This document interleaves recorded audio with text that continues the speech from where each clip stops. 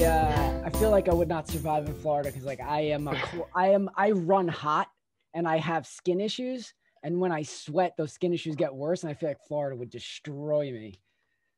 Oh man, I love this weather.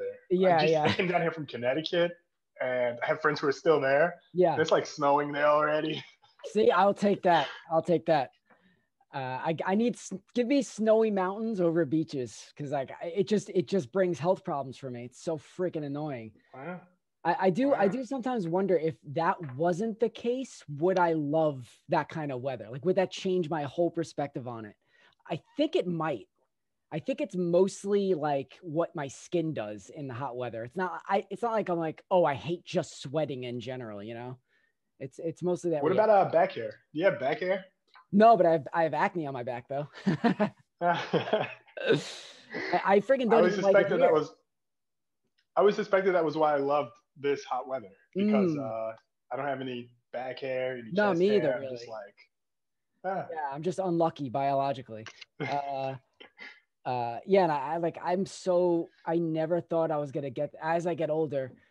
I never thought I'd be the type of person to be like, I want to move just based on weather, but now I'm that person. I'm like, I need to go somewhere dry and cool because I cannot freaking deal with Oh. this for another couple of years. What is your your dream destination? Where do you want to go? I don't freaking know. You know, it's Uh, hard because I'm so spoiled. Like I'm in Queens, so it's super diverse, which Queens. means there's different types of food all over the place. There's not one type of person, so it's not boring.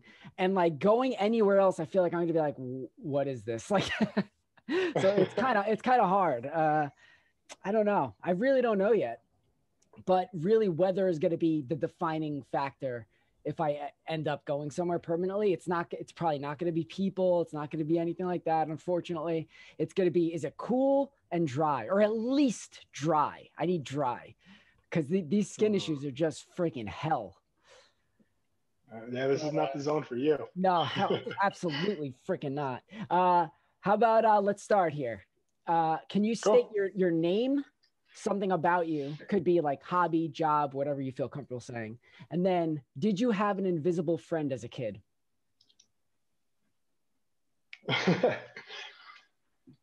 My name is Brother Malcolm. I'm a comic book artist. Did I have an invisible? I did have an invisible friend, Did you? actually. Yeah, I sort of had a superhero alter ego, and he had like a magical flying pencil. It's probably something I saw in like an advertisement or like Hmm. a cartoon or something. We sort of had like a magical flying Do pencil. you That was my remember the imaginary name? friend. No, I Okay. can't recall. Um, and you're in Florida right now. I never ask where people are. I always forget. So let's just state you're in Florida right now. Yeah, I'm in Florida, Gulf Okay. Coast. And you like it there generally? It's strange because I moved like during the pandemic. I moved in May, Mm. so uh, I've just been on lockdown since I've been here. People out here are not really quarantining or wearing masks very much, Hmm. so I'm just kind of staying at home. Did you move for a job or what made you go there?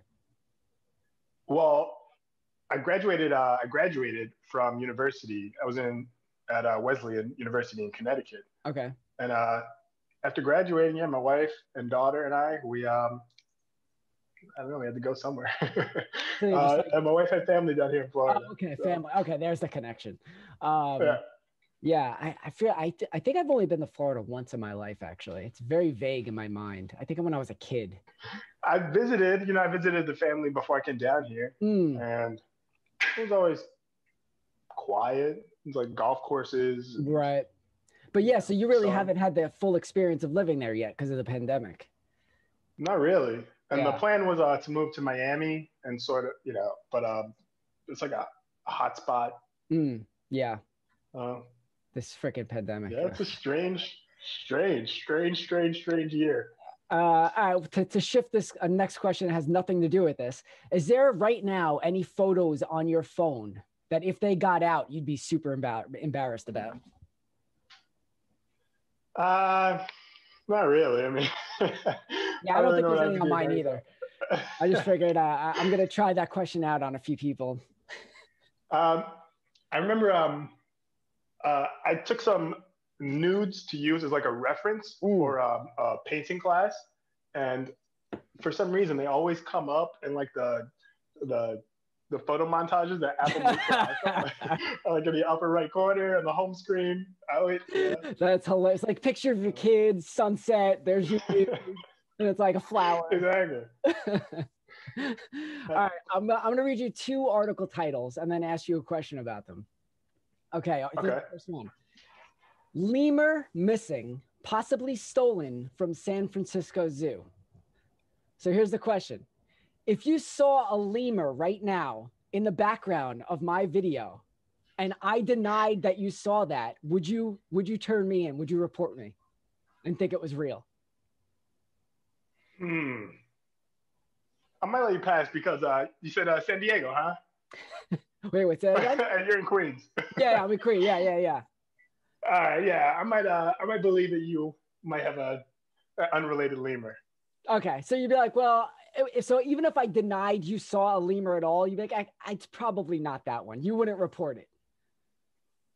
No, I don't think so. I mean, unless it was is it going to be in distress? Is it a? No, it's just like it like crawls by in the background. It doesn't really do much. All right. New York City man falls through Bronx sinkhole into pit of rats. So here's 2 questions about that. One, how many showers would you take if that was you? Oh boy. Yeah, I'd have to boil that skin off. New layer. That made my skin crawl reading that.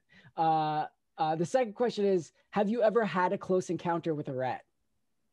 Not in New York, which is strange. You know, I worked in restaurants in Brooklyn. I never had a close encounter with a rat in New York, but I did have a classmate who had a rat, and he like carried around with him. And yeah, awesome. I don't know. I mean, I'm sure this was like an exception. Like this was like a clean rat that he of course, you know, took care of, but it still made me squeamish. Yeah, I don't know. There's something about rats and like even vultures that I really do love. I don't know what it is though. Michael Jackson had a rat. Right. He was like really close with. Right. Ben, right? Yeah. Yeah, many rats will lick their owners to show affection, just like a dog. That's freaking adorable. I love that. Can you tell? Okay, so I could probably get a mispronounce this. You do like a series called Mong? What's Mange? Yeah. Mange, yeah. Can you tell me a little bit? Look at that! I happen to have an issue of it right here. Well. Yeah, this is my comic Mange. I think the word is supposed to like signal the Italian verb mangiare, to eat. Consume. I think that's what I was like thinking when I first did it, but I was also trying to make a nonsense word. I don't know, mispronounce it. Right. This is the first one, which I made a long time ago. It's like printed at the library on copy paper. Right. There's a link to my old Tumblr on the background. Now I link to my Instagram now. Now, these are all autobiographical? Now they are. The first couple, I was like experimenting with like narratives about characters. There is an autobio right in the middle. But now, my comics now are mostly about myself and my family. Right. And when did you start? What year did you start that specific series? Mange, the first one was published in North Carolina, Camp Lejeune, in late 2012. So 8 years ago. Okay. Have you always drawn, or is this something that like you started to do later in life? I always drew. I remember when I was young. I have siblings, two older brothers and an older sister. I also have a younger brother and a younger sister, so I got a lot of siblings. Yeah, geez. And my oldest brother would draw cartoons of like the Gargoyles. Do you remember that series from Disney? Yeah, of course. Come on. He would draw like narratives about those characters, or like make these cartoons about them, and I would like steal his drawings and like trace them. Yeah. I was like tracing his drawings, which were like copying from something else. Yep. And eventually, I just started drawing my own stuff, or like drawing myself with these guys. Yeah, that's a great show. So were you like basically influenced from your brother to start drawing just because you were copying him, or? Yeah, yeah. I would say because he was drawing and I saw what he was doing and how much Yeah. fun he was having, I wanted to do it too. So And you owe all of this to gargoyles and your brother, basically. then, yeah, yes, yeah. I mean, there's a couple other Disney cartoons in there, Mm, and that Garfield cartoon. Do you remember the Garfield cartoon? yeah. Mm-hmm. Mm-hmm. That was I remember watching that one like every day. I don't know why I love that cartoon so much. Maybe because I recognize it from the newspaper on TV too. But Yeah. also, yeah, the funny pages. I loved the funny pages in Newsday. You get the big Sunday spread in color. Mm-hmm. Mm-hmm. Yeah, that's cool. Like I never was really into that either. I mean, I knew of Garfield obviously, but it didn't connect with me. And like the funny pages and stuff like that. Later in life, I looked back and enjoyed them. But as a kid, I didn't really connect with them either. That's really cool. That's like an early connection with comics that you had. My siblings, we all shared in that. So I guess Mm, it just seemed natural to me. Like that's right. what that's what you do when you're this age. But I guess after high school, when I was trying to figure out what to do, I'm like the only thing I've ever consistently done is like draw. So maybe I should like be an artist. Right. Right. It Right. was like after high school, I like decided to like really draw and be an artist. Would you say that like, I know this is kind of a tough question, but just go with your gut. Would you say you had a natural like talent for drawing? It wasn't so much that I had a natural talent, but I had this sort of like I had this like this confidence that Mm, or I don't know. I had there was like a disconnect between what I was drawing and what I thought I was drawing or what I was trying to draw. I was like, I just had like a lot of confidence and a lot of encouragement for the mm, drawings that I was making. I think really right. that's what it was. I got to like a certain point where like I could have been like, I don't know, losing interest in the kind of thing, but I I just felt like I was good at it, even though actually wasn't good at it. Now you said encouragement. Do you mean like from your immediate family, like your brothers, or do you mean friends? Who was the main people encouraging you? Who were the main people encouraging you? Well, my family, of course, my family was like supportive of me drawing, but like Mm, I feel like their encouragement wasn't really like the validation. It wasn't really like validating, because like okay. it's for your family, so of Yeah, course yeah, they're gonna encourage you. yeah. Hmm. But mostly from like classmates and like drawing Sonic the Hedgehog, Right, on somebody's notebook because they saw me draw it on mine, that kind of thing. right, right.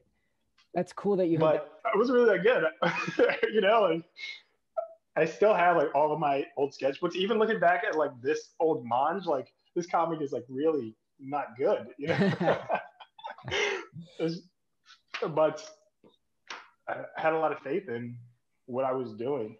I think maybe sometimes, especially around that age, it's less. I mean, this could be total bullshit, but it's less about skill and more about like, hey, I'm putting myself out there as this, and people respond to that more than the actual drawing. Like they're like, oh, because it does take certain confidence to draw something in someone else's notebook in class or something, and be like, yeah, this is Sonic the Hedgehog. Not Yeah, everyone did that. You know what I mean? So like they would learn to look at you as the artist, even if maybe technically the drawing was something they could have done. You know what I mean? Is that bull? I have yeah. no idea. No, I think you're right. I think you're right. I was also kind of kind of like a square. I Mm, wasn't. mm. I was kind of like a dweeb, so it made sense that I would be good at drawing too. Yeah, yeah. Like reading books, reading Right. comics. Okay. Do you think uh, drawing and being seen as like somewhat of an artist protected you from that dweebish, nerdish, like being made fun of for that, or did it not do that at all? Mm, for a time, yeah, and then like probably like around puberty, you have Mm. to like start developing like a personality or something, Yeah, yeah, or like yeah. you have to go to one of the big camps, like you're gonna be like this, or like an athlete, or a Right. cool kid, And Yeah. around that time, yeah, you can't draw your way out of that one. Are you in your 30s? Yeah, I'm 32. Okay, okay. I'm gonna throw up if I say it out loud. But I'll try not to. 37. So we're like All right. similar ages. All right. Because yeah, I feel like My siblings are your age. okay, yeah. Yeah, I feel like growing up where I did, when I did, it's so different now. Like actually, I shouldn't say that. I haven't spent any time in a high school recently, but it feels just the general vibe I get is like the cliques where I was brought up, and the years that I came up were like so strong. And now they're a little bit more diversified, maybe. Like you were either this or you were that, and that's it. And now I feel like it's blended a little. Again, could be total bull that's coming out of my mouth. Do you grow up in New York, in Queens? Not Queens, on Long Island. Oh, you grew up in I grew up in Long Island, man. Oh, really? Yeah. There you go. There you go. Where about? You don't have to be super specific if you don't want. Nassau County. Okay. Yeah. I was all around Suffolk somewhat. We moved around a bunch after, not a bunch, but enough after my parents were divorced. So like I always stayed at one central school, but it was all illegal. Like we moved around in little crappy apartments all over the island. And sometimes I would drive an hour just to get to school with my mom because she just didn't want to pull me out of the school and just like, I don't know. Wow. Yeah, that's real dedicated. Looking back, yeah. But looking back, I don't know if that was a great thing because it was very isolating because you couldn't really hang out with people a lot because you were always had a long trip home and no one else did. But anyway, this is a whole other story. But so you grew up on Long Island. Did you like it on Long Island? No, I hated Long Island. And me too. I got to get out of there and not go back. Yep, me too. It's got some good things, but generally speaking, if I never went back there again, I wouldn't give a shit. Yeah, I miss my family, but they're still out there. Yeah, and they didn't want to leave Long Island. I think my family's not really interested in leaving Long Island. Right? Yeah, I got family out there too. That's the only reason I go still, but I do not like it.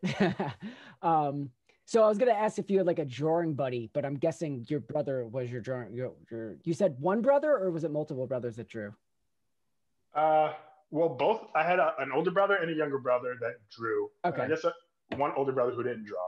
Okay. But both of the brothers that were creative are no longer into that kind of thing. The oldest brother, the one who used to draw, is he became a writer for a while, and I think he's planning to do that when he retires again. Okay. But yeah, I'm kind of like the black sheep. So none of your siblings still like do art at this point? My sister makes soaps. She has like a small business making soap. But other than that, yeah. I'm fascinated by I've always wanted a brother or sister, so I'm always fascinated, but like by that relationship. Oh, an only child. Yeah, it's not good. Being an only child and also like living far from the school and being an extrovert it was interesting growing up. Like it was very frustrating.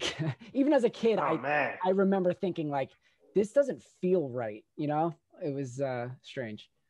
But that's awesome that you had a lot of support and encouragement. It sounds like for art, it's so important in life. For like, I know some people, they have so much potential, but if you don't get that right encouragement at that right time, it could totally, you just make a different turn and that's it. You never go back. So that's really cool that you had that sort of support. I say that with a little jealousy. So you say like in a recent Instagram post, I was just browsing, it says like that you draw every day. How long has that been the case that you draw every day? How long has it been the case? I'd say probably from about 2016, 2017. In 2017, I did a diary comic. It's sort of like a way to force myself to like draw every day and like to produce content. I was like really having like a breakdown, like a personal crisis, and like I'd not really made any comics at that point. So I'm like, at all? You've never made comics before at that point, or you just haven't been doing it a lot? I hadn't really been doing it, and I'd only made a couple issues of manga at that point. And nobody, but even now, like nobody reads it. This comic that I'm making, like literally, like it's a struggle to get it into people's hands. This will all make sense in the end, Yeah, I guess I'm starting with like the diary comic and making a commitment to produce something and have it seen by other people every day. Yeah. Really proved to me how your work changes when you make that kind of daily sort of commitment. Yep. And I can't even imagine like just not drawing. So, it's just like part of the day, like it's, and I feel like there's, like people like do certain things. Like my granddad is he's a singer. Like, you know, that's his job. He Your whole sings. freaking family sounds awesome. Like they're all like into like gargoyles. This guy's a singer. Like, this person freaking make soaps and shit. Yeah, you know, I didn't really think about it, but you're right. It's all like But passion project. Like it's all like passion stuff. You know what I mean? I like that. I guess seeing everybody do this, it feels natural to me. Like this is how Yeah. it's supposed to be, you know. Right. And like Right. that's Right. the thing about like my granddad. He's a singer. Like he spends all his time like practicing singing. Like that's what he does as a job. Yeah. So I feel like in his life, the majority of his time, like being conscious, like that's what he's done. Like if he had like stats, like his Yeah. singing bar would be like most full. Yep. And my goal is to have my drawing bar be like the thing that I do like the most. Crap, I forgot I was gonna ask. But okay, Sorry. I remember. So what's this like personal crisis that you were under? Would you want? Can you talk about that, or did you not want to get into that? Like, was it like one thing that happened, and you're like, shit, I got to just start doing this every day, or was it just? No, it was like a lot of things happening. Okay. Yeah. A lot of being held accountable for my own actions and decisions. It happens right in your mid-20s. Yeah. I mean, it's happened to me every like 3 years since I was like 15. So I'm like, oh shit, what the hell am I doing? You mentioned like a lot of some artists say, I don't know if I believe all of them, but that they create art just for themselves and people don't factor into it at all. But you had mentioned like that sharing is a part of what you like to do. Do you think if somehow, just humor me on this, you could never post your art or show it to anybody, you would still be as dedicated to it? Or do you think it would impact you a little bit?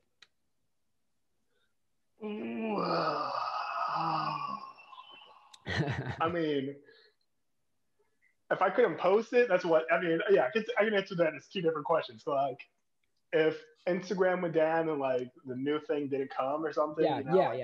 I think I could deal with that. You know, like, in some way, I would kind of like prefer that because I really like making booklets. I like making things like that people like can like hand. Right. Or, like hand to people, or like you can lose under the sofa and like find. You're like, oh, what's this? You know, I really like that. Mm-hmm. But if I couldn't like show anyone, you know, like, as soon as I finish a drawing, I like scan it and print it on my printer and like I give it to my daughter and she's like, you know, like, that's what I'm really doing it for. That's great. That's great. So if like, let's take away all that. Let's say for some bizarre reason you couldn't show your art to anybody. Do you think it would impact how much you do? I think so. Yeah, I think I would. I mean, yeah, to some degree I'm in it for, you know, the something, the lulz, the love, something. Yeah. But I think I would still make art even if no one else could see it. If I was just like completely stranded on an island somewhere, or like in solitary confinement or something, you know, like I think I would still make art because even if you look back at your own art from a few years ago, you get something from it, you know? Yeah, but I agree. I mean, I agree with you. I'd be the same way where like, I don't make a ton of art anyway, but it would definitely impact me because some people say, you know, I guess it's different for everybody why we create art. But for me, a big part of it is there's something about communication, and take away one side of that conversation, which is like the people looking at the art, and it doesn't feel as right to me anymore. So I can't like claim I only make art for me and that's it. Like I just can't say that and be honest about that. How long have you been making art? I mean, since I was a kid, but it's never been super consistent. Like I've never sat down and was like, no, this is what I'm gonna do now, you know?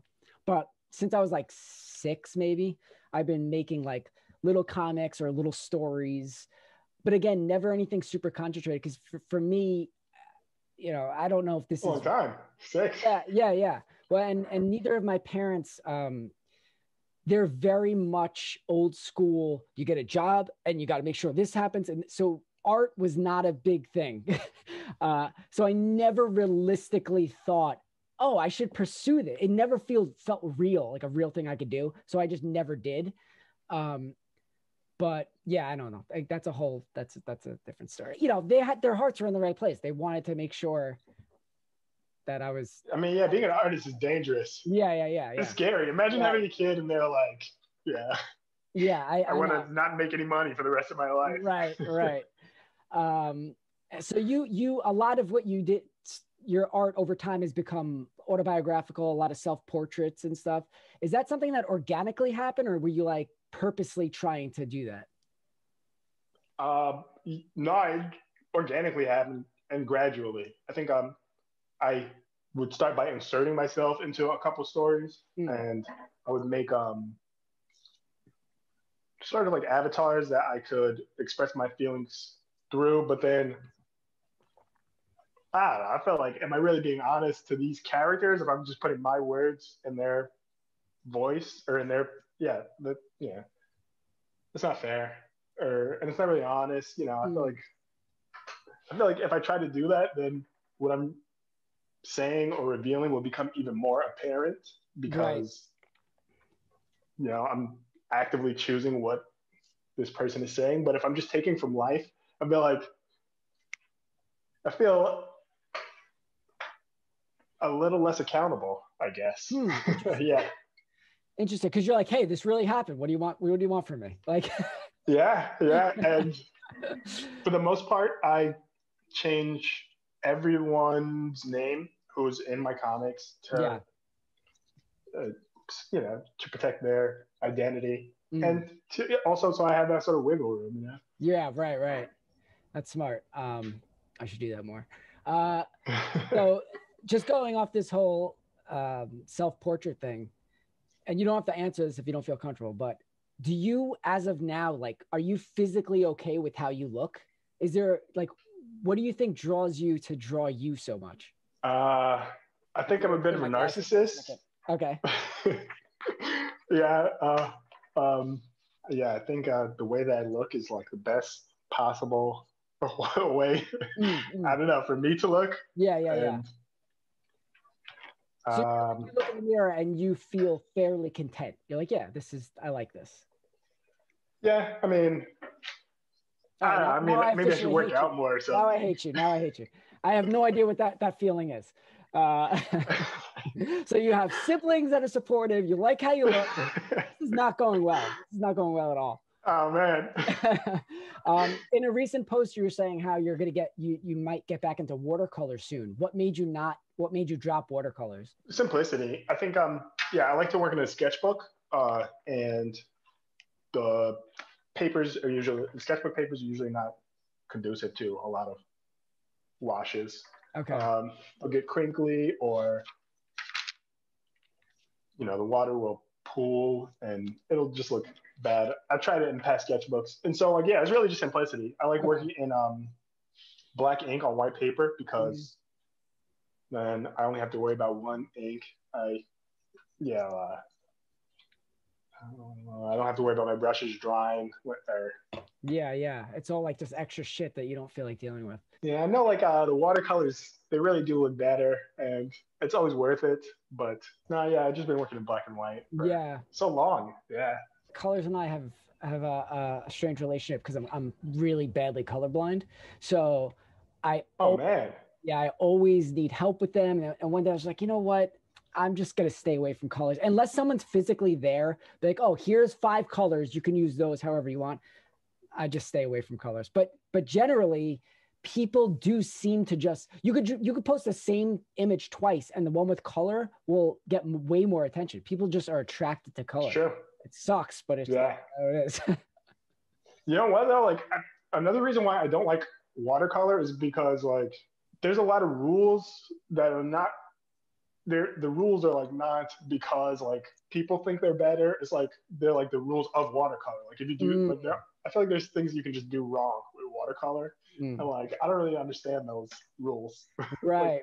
So mistakes are more apparent, you mean? Like yeah, and like when you're being like amateurish with watercolors, like people can tell, Yep. Yeah. Whereas with black ink, it's a bit more forgiving for that kind of thing. Right. Yeah, that's the interesting thing about illustration specifically, and I would even say more specifically comic books, is you can get away with being a little rough around the edges, both with writing and drawing. If you're okay at both, that combination makes up for a lot. But if you're doing like just a watercolor thing and something's off, it just doesn't work. I wonder though if you could like lean into your color blindness, you know, like I mean, maybe that could create some watercolor or color images that are like breaking rules. Yeah, yeah, I because know like you're just not paying attention to them at all. Yeah, there's been definitely, I can't think of them off the top of my head, but there's been artists who are colorblind that work with it properly. I don't know if I'll ever get there, but maybe I'll try to explore that one day. I don't know. But for now, I'm very like black and white is what I'm doing for now, at least. What about digitally? Do you work digitally? Or do you just I finish? do both, but lately it's been more digital for the sole reason that I am sick of I live in a small place and these stacks of paper, it's like, I don't know what to do with them. I feel weird throwing them out, but I have nowhere else to put them. So I'm like, I want to transition to just full digital just for that reason. I'm just so tired of it. But I miss that feeling. I mean, you'll always miss that feeling, but until I move or have more space or like, despite the fact that I'm not precious about my stuff, throwing it out feels weird too. So until I can like come to terms with something, I'm going to try to be digital, but you do give up a lot. I fully admit that it gives up a lot of that. It does not. But the options right. Digital. And yeah, the storage. Yeah. It's just such a pain in the freaking ass. And plus like what I'm creating lately, at least, is like very, so like you basically like autobiographical comics and stuff. It's not really something I'd frame or anything. So the need to have it be physically there isn't as strong. I don't know. Maybe I'll change my mind tomorrow, but that's where I'm at right now. And you made a comic where you found like a double of yourself who started living with you. I don't know if you remember this. Yeah. So I'm wondering, like, was that just a random idea, or like, did it stem from something inside you where you felt like maybe two people, or? No, yeah, it was just like a random idea, trying to like, I don't know, trying to come up with an idea, like walking around the house, and I'm like, what if there was like a brawl or something in the house? Like, who would I be brawling with? It's just, yeah. I'm fascinated by double stuff, always. I am a Gemini. What about yourself? I'm a Taurus I'm a cusp of Aries, so I'm like Aries Taurus. And then like my moon is in Leo or something. I'm a mess. Well, speaking of doubles, which is kind of horror related, do you remember the first horror movie you ever watched? I think it would be probably Killer Clowns from Outer Space. I don't remember the movie. I just remember like remember my siblings making fun of me for being afraid of like the killer clowns. Hey, they're freaky to this day. Those things. I mean, that's their job, right? They're trying to be scary. So. Yeah, that's a creepy ass movie, especially at that age. Like, even though it's playful and culty and everything, it scared the shit out of me. The first movie like I remember being scared of was Jurassic Park. Watching that movie and being like, this is scary. The dinosaur like eats the whole building with a guy in it, like. Yeah, that movie holds up so well still to this day. I haven't seen the later ones. I saw one. I should go back and watch that. I saw one of them, but the first movie, like I watched it a few years ago. It's still great. At least in my. The new ones are all CGI now, right? Yeah. I saw one of them. I forgot what it's called. It didn't make a huge impression on me. I'm not like a huge fan of the whole series. I really just loved the first one. But yeah, they're very CGI reliant now. Not to sound. I was kind of into dinosaurs as a kid. Yeah. There's this book series, Dinotopia. Yeah, I remember it. You remember that? Yeah. I think let me see. I just want to make sure. I remember at Scholastic book fairs and shit seeing it. Yeah. Book fairs. Yep. Yeah, that guy's actually a really good fantasy artist. Oh, really? What has he done? He's done like a bunch of Dinotopia stuff. Just Dinotopia. Okay, yeah. Oh, damn. Yeah. And that's some cool. He has like some he has a how to do realistic like fantasy style watercolor stuff. Yeah. And was fantasy something you were into growing up, or was it mostly like the dinosaur stuff? I was not really into like fantasy stuff growing up, except for Harry Potter. Harry Potter, yeah. I missed the whole Harry Potter thing because I'm at that age where I was like, oh, that's stupid kid shit. Like, well, it's so stupid. Yeah. Then like later in life, I read some of them, and I actually, despite all the controversy about J.K. Rowling, like I think they were pretty. Oh my goodness. I think those are pretty damn good books based on what I read. I read 3 of them. Yeah. I mean, as a, I read them as a kid, so I can separate the artist from the art. Yeah, yeah. We've been having to do And that more and more lately. yeah, yeah. I hope it doesn't happen to us as artists. Yeah, someday. right. Yeah, I mean, it could happen just like this is it. I mean, this conversation's been had a million times, but there's a line where it becomes too much. But I feel like we need to.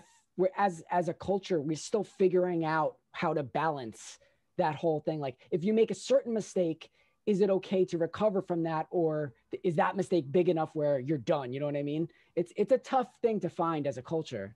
Yeah. And like, also, is the mistake really a mistake? I mean, this conversation can be huge if you really want to blow it up. But that said, to keep it simple, it is getting to the point where, like, I just watched The Tenant by Roman Polanski.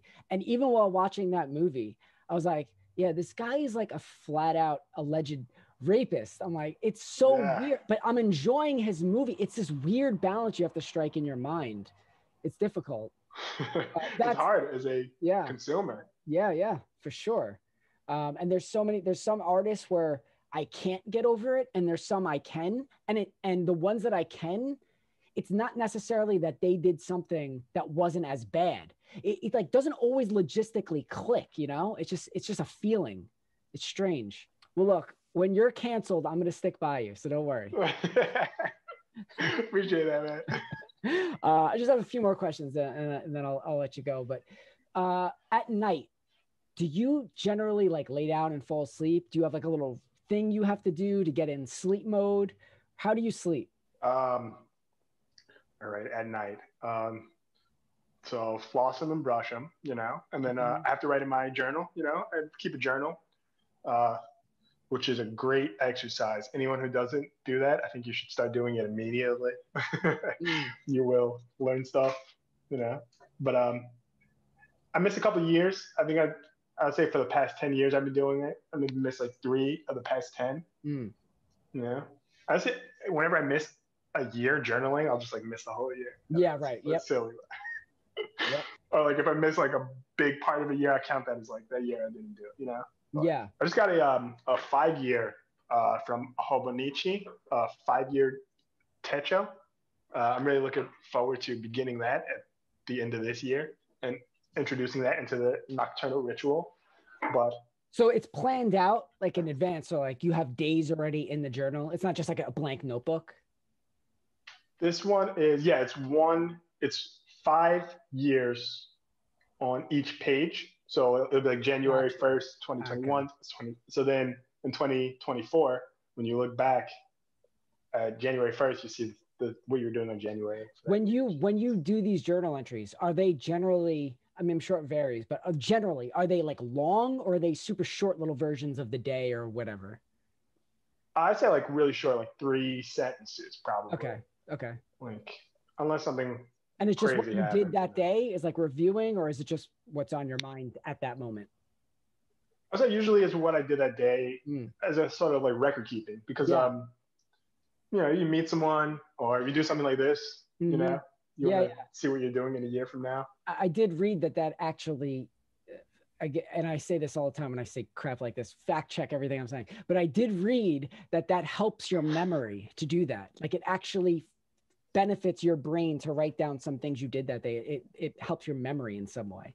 Like it makes you have a better memory or something like that. I read this like a couple of years ago. Clearly I don't, because my memory's shot. I do not do the journal thing. But okay, so you write in your journal and that gets you kind of ready for bed. Like, have you trained your body? Like you journal and then your body's like, okay, now it's bedtime. Are you asking like if I wrote in my journal like at noon when I get tired? Actually, that's interesting that you bring that up. That's not what I meant, but now I'm curious about that. Does it train you if you write in your journal and then go to sleep right after? If you wrote in your journal earlier, would it make you sleepy? You got to look into this. I definitely have like a ritual, but brush and floss, write in the journal, get a glass of water for bedtime. Mm-hmm. And then when you lay down, like, do you have trouble sleeping, or you generally just fall right to sleep? It's hard to say. It It's hard to varies a say. lot. I'm saying, yeah, okay, Yeah. yeah, okay. Uh, Because there's this I usually spectrum, of sleep. course. I know that I usually sleep on my back. Yeah. I don't know. What about you, man? Yeah, no, you're Yeah. right. What about you? I've said this plenty of times. I'm a terrible sleeper, just absolutely awful. So bad. I have bad insomnia. I've had it for many years. So yeah, I very rarely, this is one of the reasons I'm so curious about sleep with people that I speak to.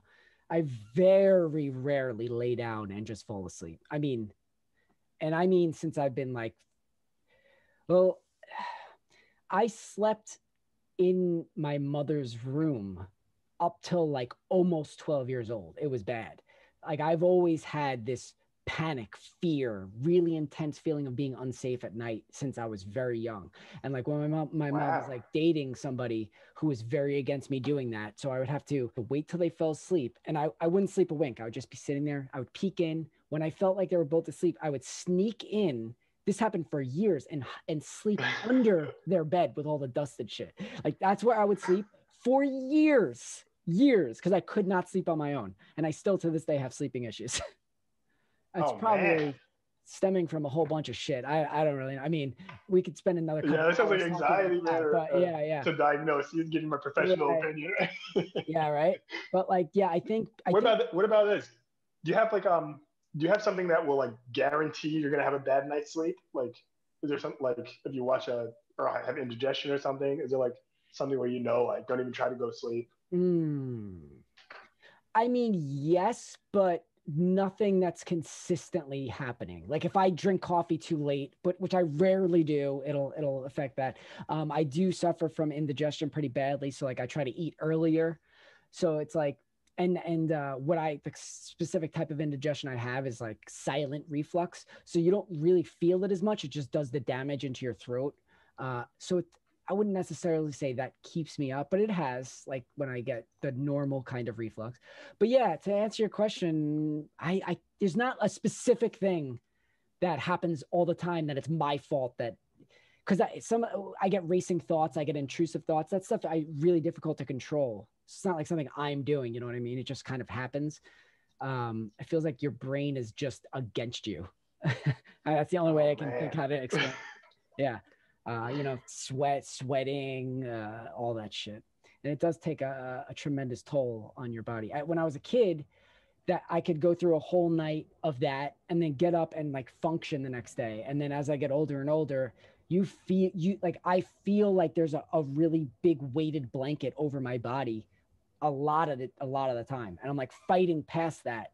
But it gets harder and harder the older you get when it comes to sleep issues. I'll tell you that. Oh man, that's scary. I'm That's bringing scary, man. the shit down now. All right. Now there's kind of a big question here. So just like answer with your gut. It is being recorded, but I'm not gonna like. No one's gonna like quote you on this, but like that is it. If you had to choose right now, do you think there's some type of like universal order to the world, or do you think it's pretty much chaos and what happens and it's just unfolding? Hmm.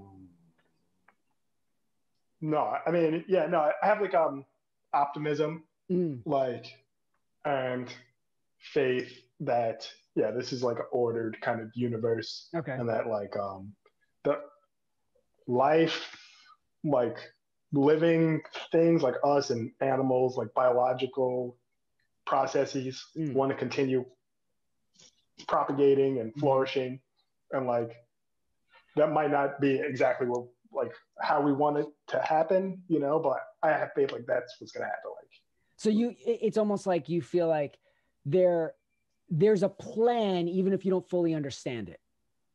oh yeah, Okay. yeah, yeah, Yeah. yeah, I bet you and if I felt that way, the way you feel, I'd sleep better at night. I yeah, bet you that would man. actually impact me a lot. That's cool because it's got to be somewhat comforting. Like, that's got to give you some.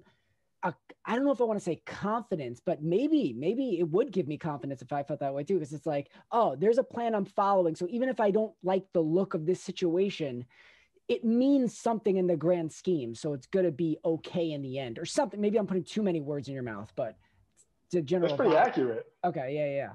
Yeah, That's that's how I'm awesome. living until like proven wrong. And then, Right. what happens is like any small setback, I feel like it's the end of the world. And like, Yeah. Yeah. like, why Yep. is this happening to me? Yep. Yep. Yeah. So you caught me on a good day. Has a book or a movie, and maybe there's multiple, and if there is, just pick one. Has a book or a movie ever like changed your life in a big way? Uh, um, what's that film called? Uh, That it was the Jodorowsky film where he like goes up in the tower, the Holy Mountain. Yeah, oh, okay. Yeah. I saw Yeah. that film in college. Hmm. And like it was kind of like an autobiographical like film Hmm. with like a magical realism type Yeah. take. Yep. And like I just never even considered that before. So that like totally like blew my mind. So it blew your Yeah. mind in the sense of like, oh, you can make art this way type of deal. Like art. Yeah. And then like Okay. seeing that guy's work over like the course of his life and how he sort of dealt with like the same kind of themes Yep. and this early work and like yeah. And then that's one that I can like say like changed my life and I'm like really like I'm still like a fan of it. There's another one, this book Pronoia. It was Never the heard guy of who used to do the free will horoscopes in the Village Voice. it. Okay. He wrote this book called Pronoia, and I read that. Prenoia? Prono, like the opposite of paranoia. Oh, like I see. pronoia. Okay. Yeah. Yeah, and like I really got into this sort of way of thinking, and The it changed my antidote life. for paranoia. Yeah, it was really great. But I guess it's sort of like a self-help book, and I Yeah. read it when I was like really depressed. Yeah. It really helped me. But now I can't like look at this book anymore without sort of like I don't know, feeling embarrassed about being depressed or something. Really? Huh. Yeah, yeah. I really have like Not the work itself. It's where you were when you read the work that makes you not be able to look at it anymore. exactly, yeah. Oh, okay. I'm gonna add this to my list. Is it a book that you would like suggest for people for sure, despite how you feel about it now? That's the thing. I don't know if I could suggest it to everyone. Okay. I don't know because like if I were to suggest it to me now, it wouldn't help me. But it really helped me at It's that got to time. be at that right time in your life. Yeah. You said you were younger, right, when you read it, or? A few years younger. It was Okay. like 2015, 2016. Okay, so not that long ago. Wow. But I feel like I was so much younger then. Yeah, I was of course. Yeah. I was like just starting college at that time. It was Mhm. before I even met my wife. Yeah. And thought about becoming a father. Like, so that was like a whole different life. Yeah. All right, so we'll do a maybe suggestion to read that book then. All right. Use your own discretion. Can you tell me about a time you were physically injured? Well, yeah, I'm still healing from this bacon burn the other Bacon day. burn? Yeah. I guess I grabbed a bacon pan with a wet towel. So I got a burn right on my drawing finger, a big blister here. Mm. And then I guess, being a dad, I get beat up by baby all the time. I got a scratch there from when I should have cut her fingernails a few days earlier. I like that bacon burn. Also, one of my toes, I'm pretty sure one of my toes is broken. I have a carpet in my drawing studio and I have a rolling desk chair. So I put a big piece of, just like a plank of wood to like roll around on. I caught it with my big toe. That's a recent injury. Broken toes suck. It sounds like such a little thing, but they freaking suck. It's like changes the way you walk, like yeah. I hate it. I've broken 3 toes and every single one has sucked so bad. So you got bacon burn and you got broken toe. Bacon burn and broken toes. That's the name of this episode. All right. The last question is this. Can you think of a small piece of life advice for somebody? Not like a big concept, but something very small. Like for me, it might be like, if you owe someone money, write it down immediately. Something that simple. And if you can't think of anything, I have an alternate question too, so don't worry. Small piece of life advice. Well, I mean, I have a bit. Can I give you two? I have a big one and a small one.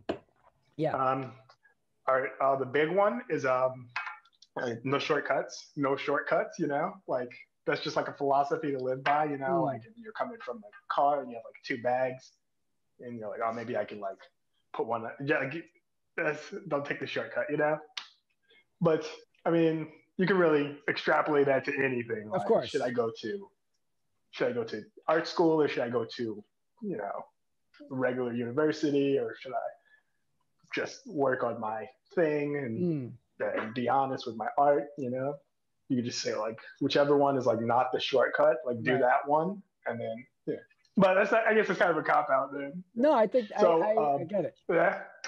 I mean, forget about like the bigger ideas behind the no shortcut thing. Literally, your example, I do all the time. So it's perfect. Like I'll be like, all right, I got 5 bags here, and I'll just stuff them all over myself just to not go back. It makes no sense. It's never comfortable. Things always fall. Like, yeah. The short one is to use your watch timer if you have one. I've been doing that lately. Like I play guitar, but I don't play often enough, and I'm like I should play more and more.